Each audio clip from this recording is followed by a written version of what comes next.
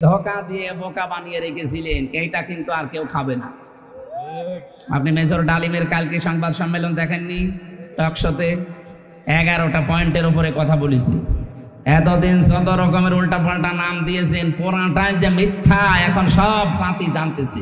এই জন্য আপনাকে সাবধান করছে। বারবার দেখছেন না লন্ডন থেকে কত আফসোস করছে যে শুরু করেছে কি, এ তো দেশটা ডুবিয়ে ফেলবে আমার দলের নামটা। এই কয়েকজনের নাম জন্য কিন্তু এই মজলুম দলটাও ক্ষতিগ্রস্ত হয়ে যাচ্ছে।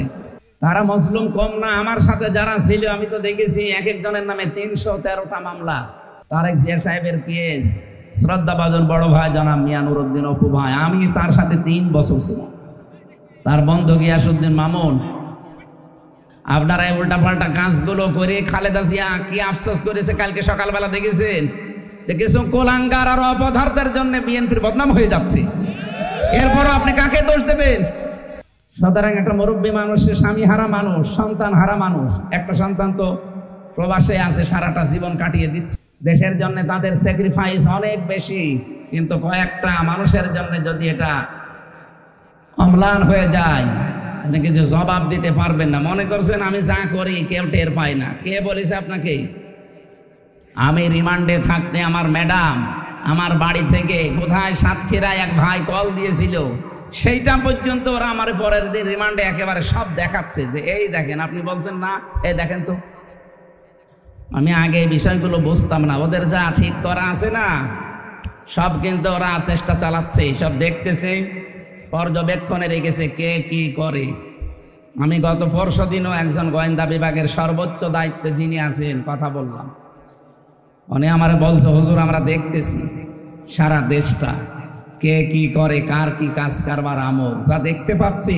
এতদিন যত রকমের উল্টাপাল্টা নাম দিয়েছেন, পুরাটাই যে মিথ্যা এখন সব সাথী জানতেছি। রাজাকারের তালিকা বানিয়েছেন মাত্র 37 জন বাংলাদেশ জামাত ইসলামীতে, তার ভেতরে 11 জন মরে গেছে। আর বিএনপির নাম আছে ওখানে 1000 কতজন। এরপরে আওয়ামী লীগের নাম আছে 8060 জন। কি কি কারে দায়িত্ব দিয়েছিল এই মন্ত্রী? কি এটা ওটা কি নাম ছিল যেন? অকর্মা মোজাম্মেল। ওটা আসলে অকর্মা। এটা তালিকা করবেন, জামাত শিবিরের নাম 5000 10,000 20,000 ঢুকিয়ে দেবেন না, সাথে মাত্র 37 জন দিয়েছে। আসলে পাই নাই, ও পাবে কি করে?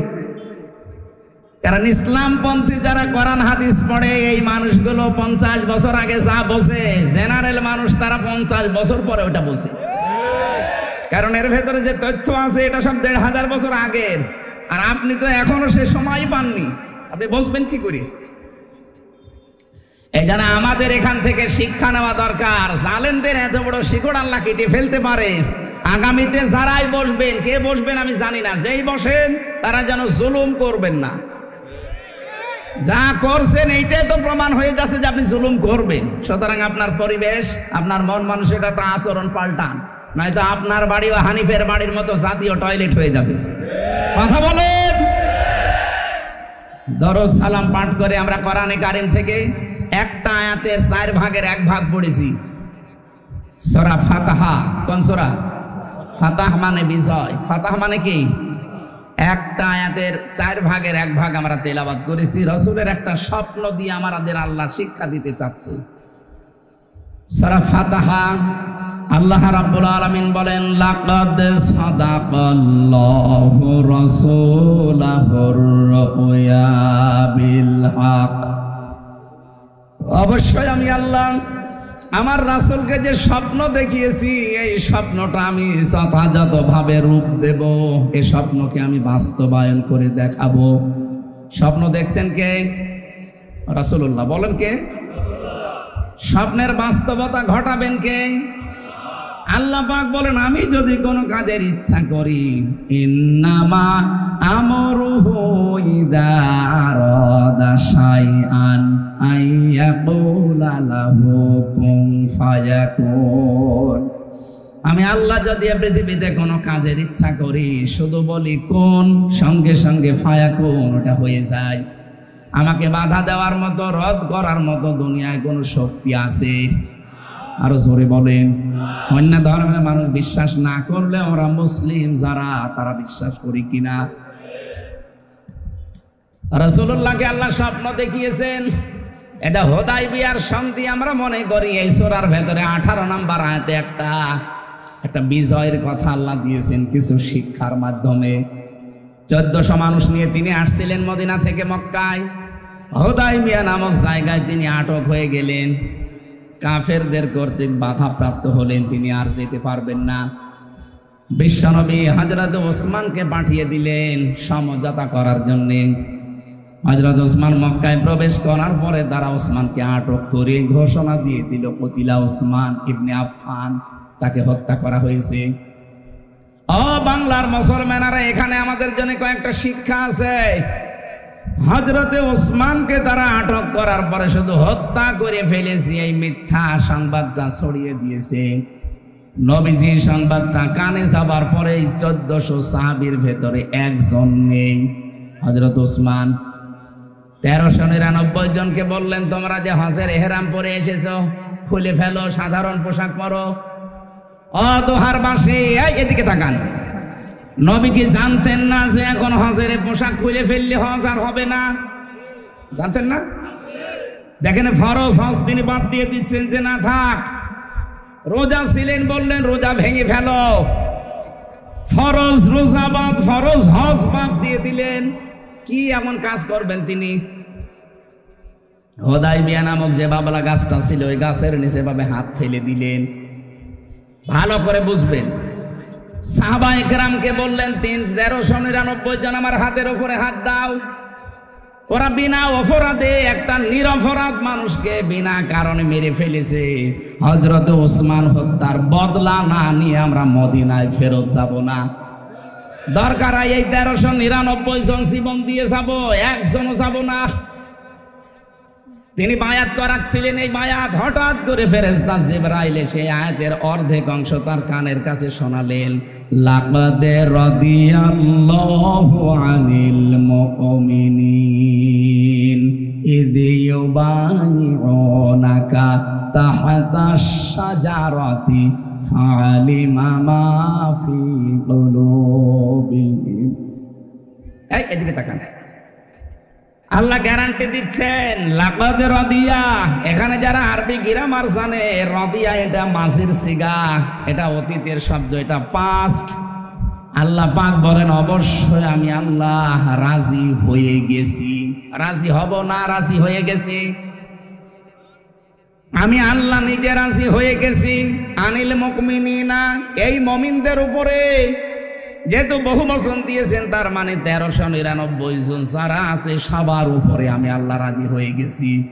ইয ইউবাইউনাকা, যারা আপনার হাতে বায়াত নিচ্ছে, তাহতা শাজারাতি, এই গাছের নিচে। এতটুকু বলার পরে ফেরেশতা জিবরাইল থেমে গেছে। তাফসীর হাক্কানির ভেতরে পাবেন হঠাৎ করে নবীজি নিজের বাম হাতটা এভাবে উপরে দিলেন। সাহাবায়ে কেরাম বললেন হুজুর এই হাত আবার কার? নবীজি বললেন আজকের এই বায়াতের উপরে আল্লাহ খুশি হয়ে গেছে, আমাকে আয়াত নাজিল করে জানালেন যে আমার ওসমান তো এখানে নেই, দিলাম এটা ওসমানের হাত। বাংলার মুসলমানেরা কি বলেছিলেন নবীজি এমন যে আল্লাহ রাজি হয়ে গেছে অলরেডি, যে একটা নিরপরাধ মানুষকে ওরা বিনা কারণে মেরে ফেললো, আর আমরা এখন চলে যাব মদিনায় না হত্যার বদলা নেওয়ার জন্য। যদি এই 1399 জনের আবার জীবন দেওয়া লাগে, জীবন দেব, চলে যাব না। আল্লাহ বলেন ফাআলিমা মা ফি কুলুবিহিম, তারা ইয়ারকি মারার জন্য, লোক দেখানোর জন্য না, মন থেকে বলেছিল এই কথা।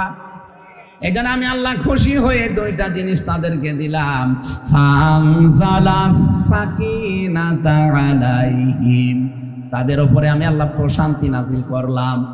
ওয়াসাবাহুম ফাতাহান করিবা, তাদেরকে একেবারে সুনিশ্চিত এবং নিকটবর্তী একটা বিজয়ের সুসংবাদ দিলাম। এবার কি পেলেন এই আয়াত থেকে? খালি সুবহানাল্লাহ আলহামদুলিল্লাহ বলে বাড়ি চলে যাবেন না। একটা নিরপরাধ মানুষকে মেরে ফেলেনি, খালি মিথ্যা ছড়িয়েছে যে মেরে ফেলেছি। এই কথা শোনার পরে একটা নরম নবী, নরম না নবীজি, রাহমাতাল লিল আলামিন, একেবারে নম্র ভদ্র নরম একটা নবী, রহমতের নবী, একেবারে গরম হয়ে গেছেন, লোহার মতো শক্ত হয়ে বলছেন এই প্রতিশোধ না নিয়ে বাড়ি যাব না।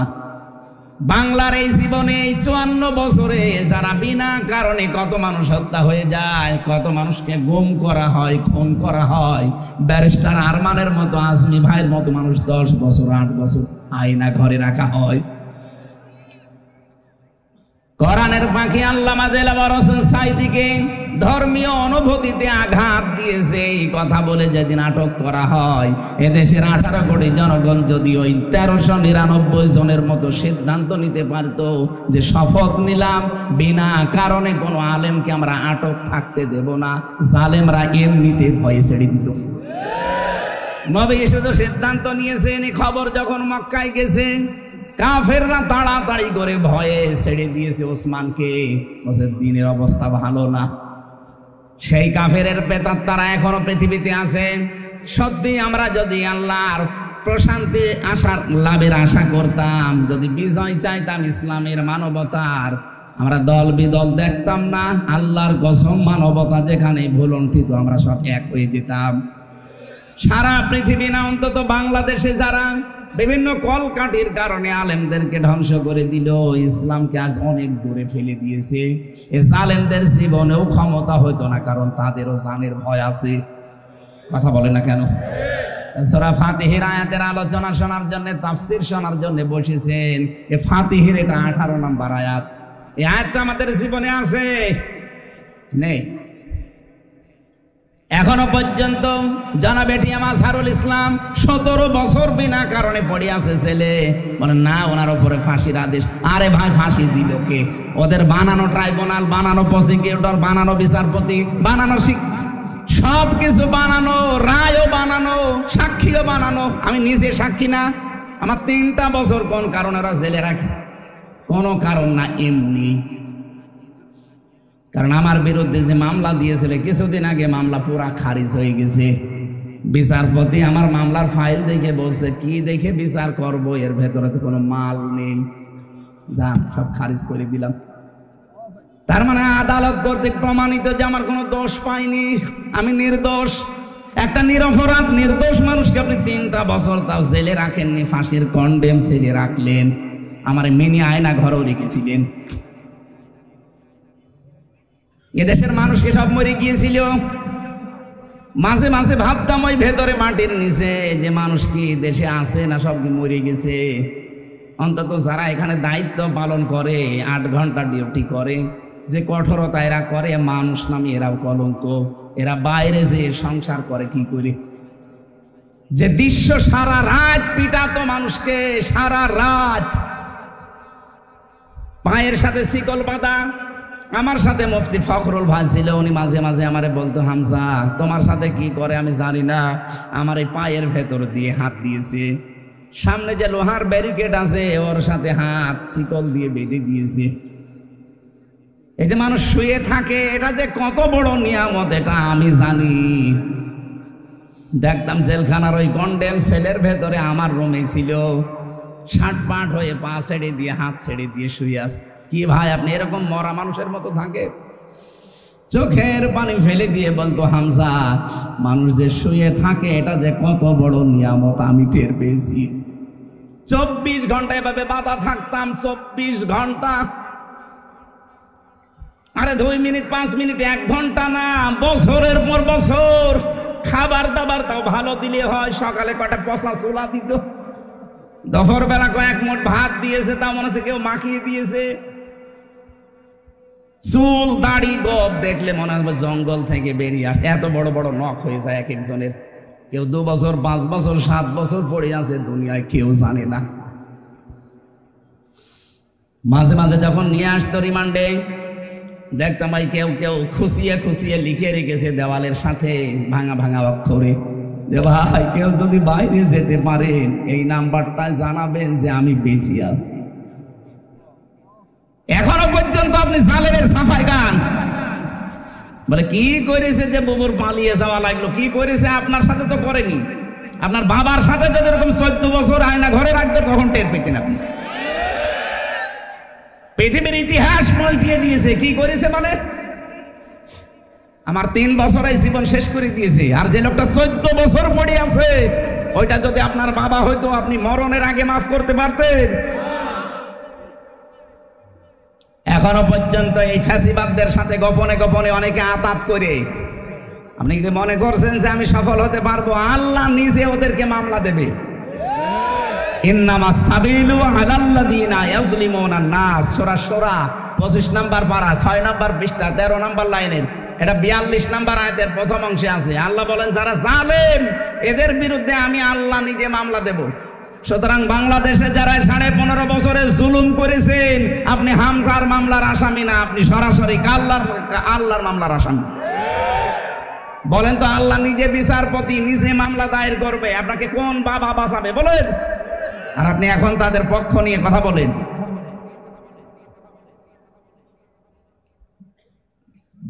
মাঝে মাঝে চিন্তা হতো যে যারা অন্তত এখানে দায়িত্বে থাকে, এই মানুষগুলো কান্নার আওয়াজ শোনে কি করে? আর এরা বাইরে যে কি করে? এদের তো পরিবার আছে, এদের তো ছেলে মেয়ে আছে, বউ আছে, এরা স্ত্রীর কাছে থাকে কি করে? কি কঠিন আচরণ করতো। রাত 12টার সময় 3-4 জন মুখোশধারী এসে বল, ভাই চলেন। কি কোথায় যাব? কোথায় যাবেন জানি না, চলেন। কালো কাপড় দিয়ে চোখ বেঁধে নিয়ে হঠাৎ করে গাড়িতে তুলে কালো কিলাস মেরে দিয়ে সারা রাত ঘোরাবে। কোথায় নিয়ে যাবে আপনি কিছুই জানেন না। আপনার হাত বাঁধা, পা বাঁধা, চোখ বাঁধা। হঠাৎ রাত 3টা 3:30টার দিকে কোথায় আমি? কোথায় মানে? আপনি খুলে জিজ্ঞাসা করবেন কোথায়, বলবে এটা গাজীপুরের জঙ্গল, টাঙ্গাইলের মধুপুরের জঙ্গল। কি এখানে কি? বলে তোরে ছেড়ে দিলাম, যা। যে আপনি দৌড় দেবেন, পেছন থেকে গুলি করে বলবে ক্রস ফায়ারে মরে গেছে। আমি যদি বানিয়ে বলি, কোরআন শরীফ আমার সামনে, যদি আমি বানিয়ে বলি আমার জানি এখনই মরণ হয়। ওই যে পুলিশরা দাঁড়িয়ে আছে, এরা হয়তো না, এদের অন্তত যারা ছিল জিজ্ঞাসা করেন এইরকম আচরণ করেছে কিনা। বিশেষ করে আগস্টের 5 তারিখের আগ পর্যন্ত বাংলাদেশের প্রশাসন যা করেছে, এমনি মানুষ আপনাদের উপরে এখনো রাগ হয়ে আছে। সবাই না, 100 জনের অন্তত 30 জন তো এরকম যার সন্তান ছিল। এরা কিন্তু এখনো বিভিন্ন জায়গায় বসে আছে, অনেকে হয়তো পালিয়ে আছে। একজনকেও যেন ক্ষমা করা না হয়। কত সম্মানের জায়গায় ছিল তারা। ওদের আচরণের কারণে পুলিশ দেখলে মানুষ এখন ঘৃণা করে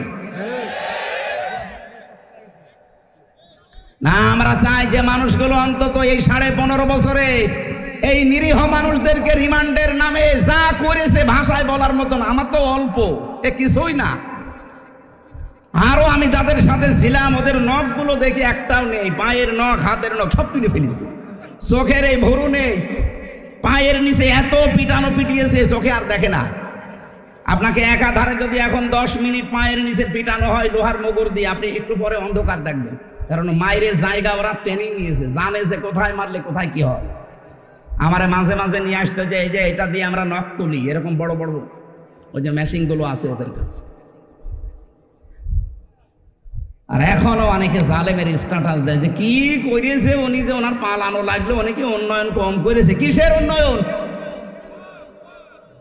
42,000 কোটি টাকা প্রতি বছরে বছরে পাচার হয়েছে এই দেশ থেকে। পদ্মা সেতু বানিয়ে উনি বিশাল কিছু নাই। পদ্মা সেতু যে খরচ করেছেন, 4টা পদ্মা সেতু বানানো যেত। দেশটা ফোকলা করে গেলেন। যাওয়ার সময় 14টা ব্রিজকেস নিয়ে গেছি, 14টা। আমার দেশের পত্রিকার রিপোর্ট, এই কথা বলছে না কেন? 14টা ব্রিজকেসের সব তো মাটি ছিল আর ছাই ছিল নাকি? পাইলটকে বলছে ওই তাড়াতাড়ি এগুলো তুলে নাও। কারোর সাথে কোনো কথা বলেনি, শুধু সুইটকেস উঠেছে কিনা, হ্যাঁ উঠেছে, চলো। একটু কাওয়া কাকুর সাথেও বলতে পারলেন না যে কাওয়া আমি চলে যাচ্ছি। আমার সাথে তো বলতে পারতো যে 3 বছর জেল খাটালাম, হামজা চলে গেলাম, দোয়া করো। কিছুই বলেনি শয়তান। এখন যে ওখান থেকে খালি উস্কানি দেয়, আর উস্কানিতে অনেকে পা দেয়, দিয়ে পেছনে লাল হয়। গোপালগঞ্জের ওরা পা দিয়েছিল না উস্কানিতে, কি লাল হয়েছিল দেখেছেন? বাদরের পেছনের মতো লাল হয়ে গিয়েছিল। ওই কয়দিন গোপালগঞ্জ থেকে ঢাকায় আসলে শুনতাম যে বসে আসলে 300 টাকা, দাঁড়িয়ে আসলে 1000 টাকা। এরকম উস্কানিতে ঢাকাবাসী পা দেবেন? ওরা কিন্তু এখন এসব উস্কানি দিচ্ছে না। এখন বিভাজন শুরু করেছে। এখন আলেমদের পেছনে কিছু মানুষকে লাগিয়ে দিচ্ছে। মিজান আজহারের পেছনে লাগিয়েছে, আমির হামজার পেছনে লাগিয়েছে, শায়েখ আহমদুল্লাহর পেছনে লাগিয়েছে। আরে ভাই, এই দেশের মূল শেকড় ইসলাম। আপনি যত চাই করেন পাল্টাতে পারবেন না। এই জন্য যত ষড়যন্ত্র করছেন সবই তো গেল। আনসার লাগিয়েছিল শেষ, রিকশা লাগিয়েছিল শেষ, যারে যারে লাগাচ্ছে সব যেহেতু দেখছে না হালে পানি নিচ্ছে না, এখন কি করি হিন্দুদের লাগিয়েছে। হিন্দুরাও বুঝে গেছে, ওরা এখন জামাত ইসলামের আমির ডাক্তার শফিকুর রহমান সেদিন গায়েবান্ধা গিয়েছিল, হিন্দু পুরোহিত একজন ঠাকুর, সে বলছে না এই দেশের স্বাধীনতার পর থেকে বিশেষ করে আগস্টের 5 তারিখের পরে এই পর্যন্ত আমরা সবচাইতে নিরাপদে আছি। আর আমাদের বিশ্বাস এই দেশে যদি ইসলাম কায়েম হয় আমরা আরো নিরাপদে থাকবো।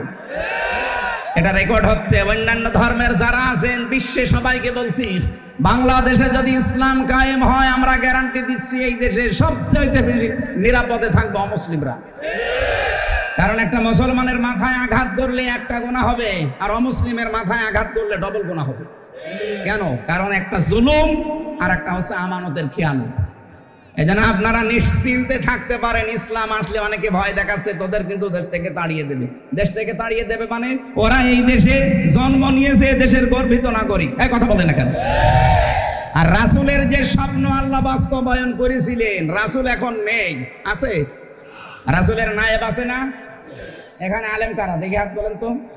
এগুলো সব নায়েবে রাসূল, রাসূলের উত্তরাধিকারী এরা।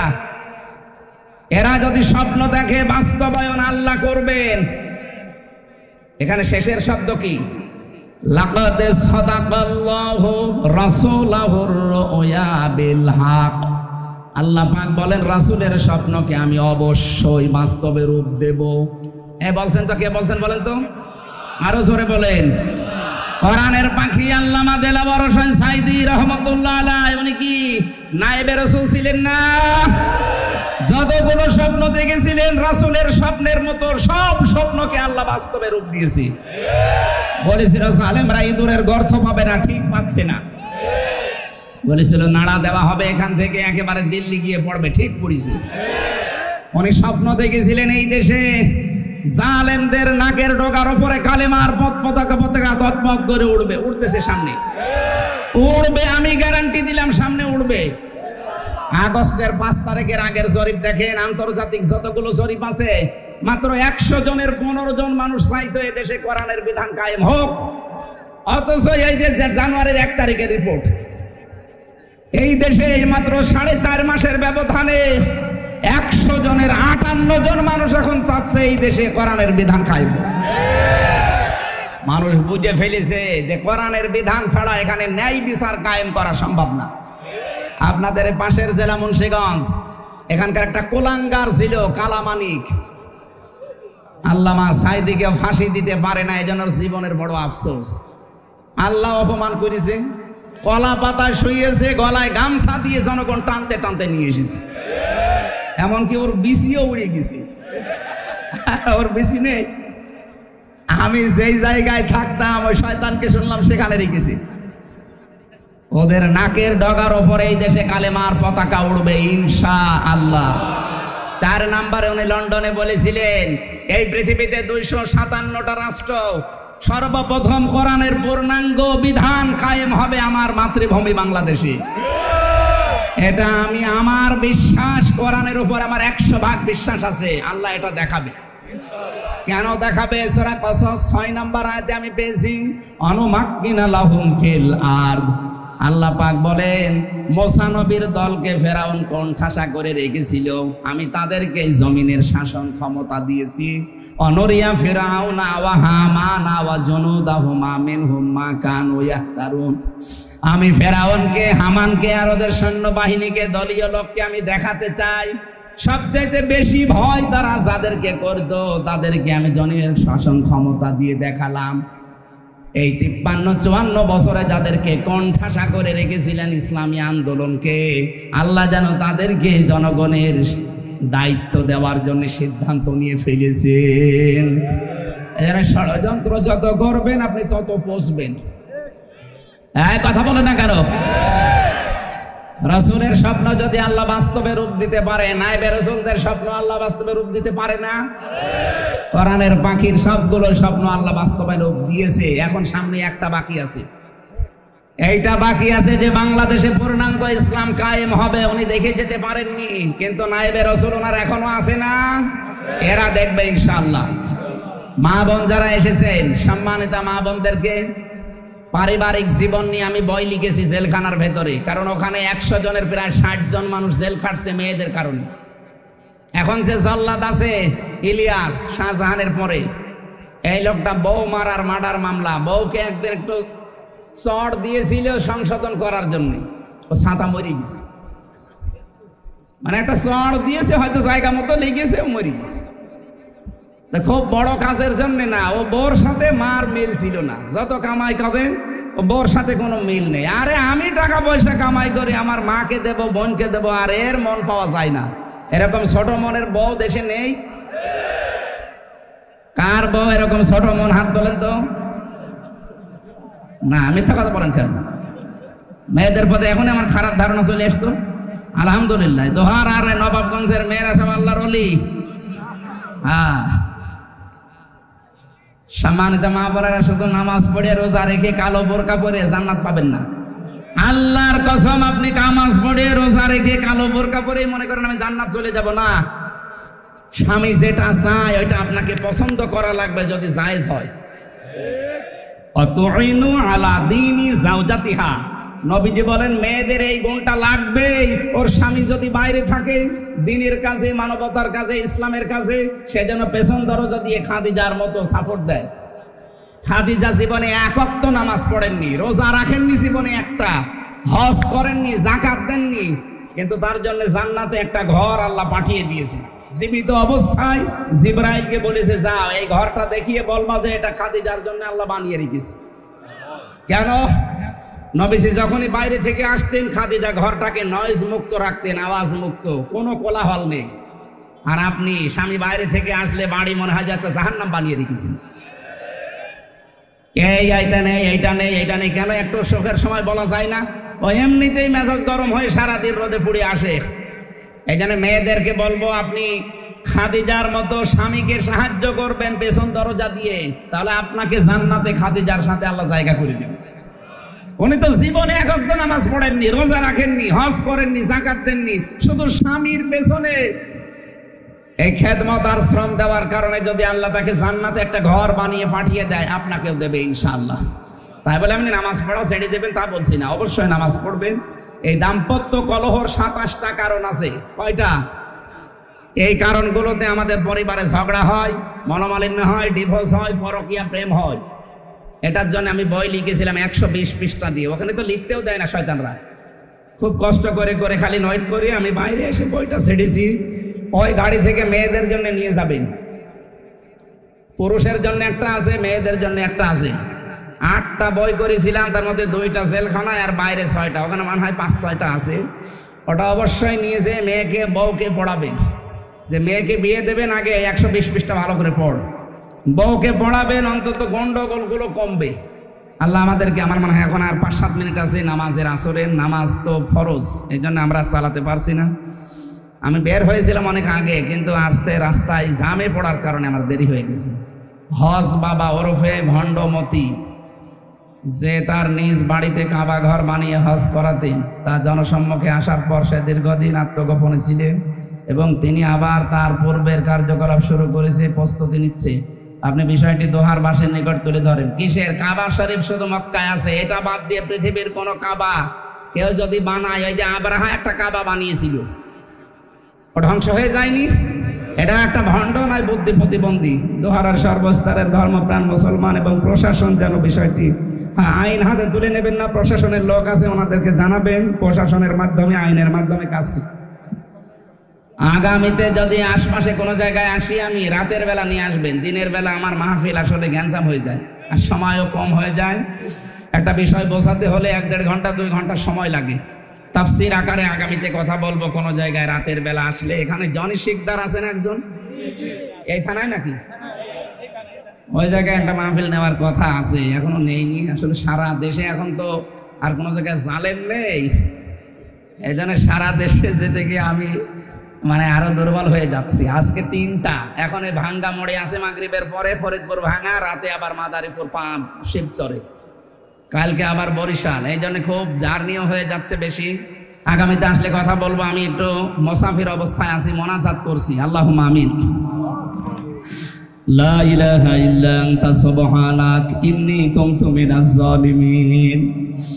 রব্বানা যালামনা আনফুসানা ওয়া ইল্লাম তাগফির লানা ওয়া তারহামনা লানাকুনান্না মিনাল খাসিরিন। রব্বুল আলামিন, ঢাকা জেলার দোহার থানা রায়পাড়ার দিকে তাকাও। হাজার হাজার মানুষ আমরা কোরআনে কারীম চাতক পাখির মতো শুনেছি। তোমার নবীর সব স্বপ্ন তুমি দুনিয়ায় বাস্তবায়ন করে দিয়েছো। আল্লাহ, তোমার নায়েবে রাসূল যারা আছে, নবীর উত্তরাধিকারী, তারাও তো স্বপ্ন দেখেছে। তাদের এই স্বপ্নগুলোকেও তুমি বাংলার জমিনে বাস্তবায়ন করে দাও। বড় আশা জন্ম চোখে যেন দেখতে পাই ৫৬,০০০ বর্গ মাইল কোরআন দিয়ে চলছে, এটা দেখে মরার তৌফিক দাও। এ মাহফিলের আয়োজন করতে গিয়ে তোমার যে বান্দারা চেষ্টা চালিয়েছে, মাওলানা হোসাইন মাহফুজের জামাতা আসাদ সাহেবের মাধ্যমে এই মাহফিলটা নিয়েছি।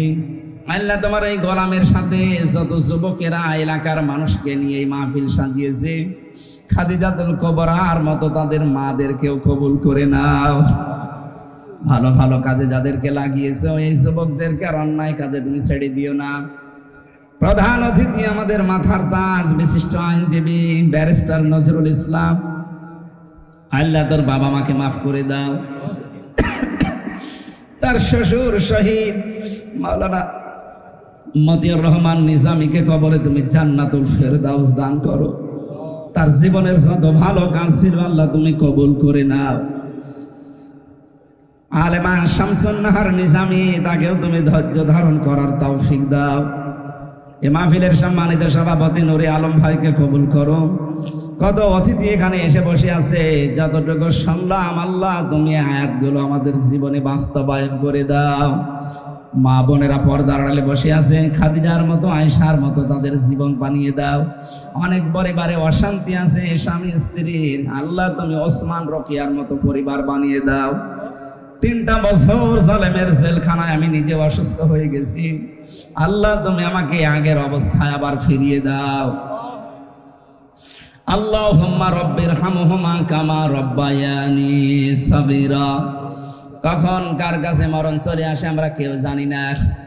এলাকায় মাটির নিচে অন্তত যারা কবরে আছে, এই কবরবাসীদেরকে তুমি জান্নাতুল ফেরদাউস নসিব করো।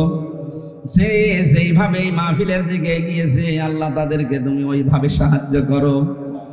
প্রশাসনের যে ভাইগুলো এসেছে দোহার থানা থেকে, আশপাশের ফাঁড়ি থেকে, নিজেদের বাবা মা স্ত্রী পুত্র সন্তানাদি ছেড়ে যারা বাংলার বিভিন্ন প্রান্তে দায়িত্ব পালন করছে, আল্লাহ বাংলার প্রশাসনের উপরে খাস রহমত নাজিল করো। তাদের শরীরটাকে সুস্থ রাখো। আজকে যারাই দায়িত্ব পালন করেছে শৃঙ্খলা বিভাগে, প্রশাসন সহ, আল্লাহ এদের উপরে তোমার বিশেষ রহমত নাজিল করে আজকের পুরা দায়িত্বটা ইবাদত হিসাবে মেনে নাও। আলহামদুলিল্লাহি রাব্বিল আলামিন। লা ইলাহা ইল্লাল্লাহু মুহাম্মাদুর রাসূলুল্লাহ।